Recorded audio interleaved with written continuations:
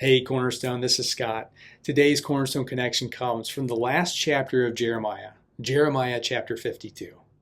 Now, the book of Jeremiah is a bit of a dark book. Here, the prophet Jeremiah, as a young man, is called by God to deliver to the people of Judah a message of coming judgment. And as we get to the last chapter of Jeremiah, what we see is Judgment Day arrives.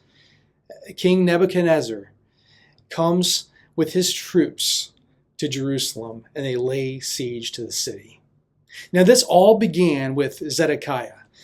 King Zedekiah, king of Judah, was established as king in Judah by Nebuchadnezzar. But in the 9th year of Zedekiah's reign, Zedekiah decides to rebel against Nebuchadnezzar. That doesn't bode well for him. Nebuchadnezzar comes, surrounds the city with his troops, and for the next 18 months, the city of Jerusalem is being starved to death. And so Zedekiah and his troops decide to flee by night, but the Babylonians catch up to him. Nebuchadnezzar catches up. They arrest Zedekiah. They kill Zedekiah's sons, these future princes, right in front of his eyes. And then they gouge out his eyes and put him in prison for the rest of his life. Then the Babylonians move in and they destroy the city of Jerusalem. They're burning down everything. They're burning down all the important buildings, including the temple. And they plunder the temple. They take the bronze, the silver, and the gold. All these important articles used for worship of God, they're taking and bringing back to Babylon. And then they deport the people. There are 3 deportations that happen, and the only people that are allowed to stay in Jerusalem are the poorest of the poor. This is a very dark day for Judah. But even in the midst of the darkness, there is light. Even in the midst of despair, there is hope. And we see this in the last verses of this book. Look with me at verse 31.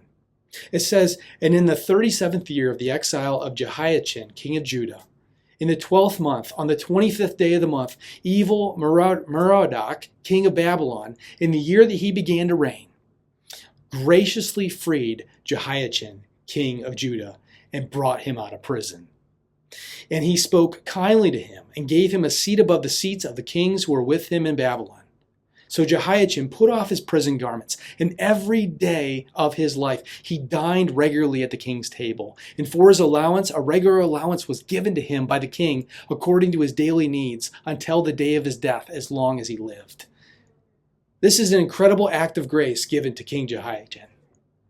And in this act of grace, what we see is that Jehoiachin is the first fruits of those who will be freed from their captivity. He's being freed. He's being given this daily allowance. He's no longer a prisoner, but has a place at the king's table. And so too, one day, God's people will be freed from their captivity from Babylon. But this points forward to a better day for us. You see, we have been held captive by our sin. We've been held captive by our slavery to sin. And through faith in Jesus Christ, we are set free. Yes, right now, through faith in Jesus Christ, you can be set free from the penalty of sin and the power of sin over your life, and one day you will be set free from the presence of sin forever and ever. You see, in the midst of the dark days in which we live, in the midst of our own sin, we are given the promise that a better day awaits, a day when we will be set free from our sin, but also a day when we will live forever and ever.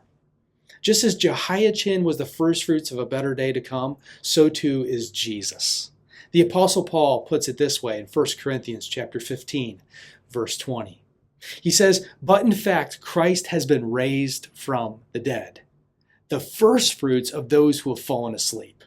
For as by a man came death, by a man has come also the resurrection from the dead." You see, Jesus is the first person to rise from the dead, the first of many to rise. And the promise for us who place our faith in him today is that one day we too will rise from the dead. Jesus is the first fruits. Jehoiachin was the first fruits of those who've been set free. And so too, Jesus is the first fruits of those who will rise from the dead and experience freedom from sin and death and live in God's presence forever and ever. This is good news for us, church, and it's good news for the world. The world can experience salvation in the midst of their sin because God has provided us the way of salvation. He's given us his one and only Son, in whom we are called to trust and believe in and obey.